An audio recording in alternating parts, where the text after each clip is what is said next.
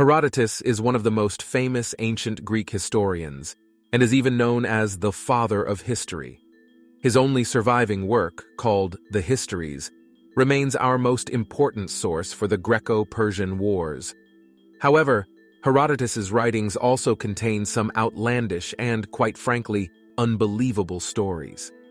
Here are some of the most notorious.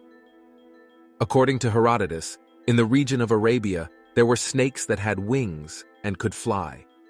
These serpents would hide in the branches of frankincense trees and attack those who approached. Herodotus himself claims to have seen hundreds of skeletons of these creatures. To date, we know of no species of snake with wings. While there is one called the paradise tree snake, which can glide short distances, it lives in Southeast Asia, and Herodotus could not have traveled that far. Perhaps the Greek historian confused the flared necks of a cobra for wings. Herodotus claims that in India there were ants that were as big as foxes and would attack and kill camels. Herodotus claimed that these creatures would dig holes in the sand and dig up gold dust in the process.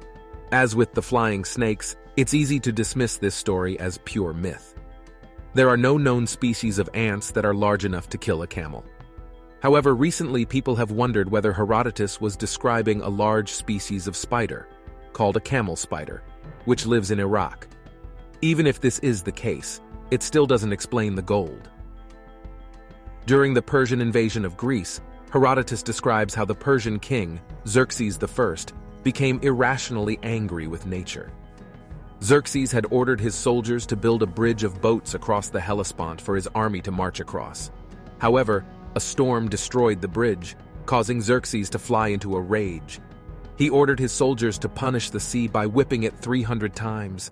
This seems like an odd thing for a king to do. Unfortunately, Herodotus is our only account for this, so we don't know if this is likely to be true. Herodotus wrote about many exotic animals in his work. However, his description of the hippopotamus was quite different from what we know about the animal today.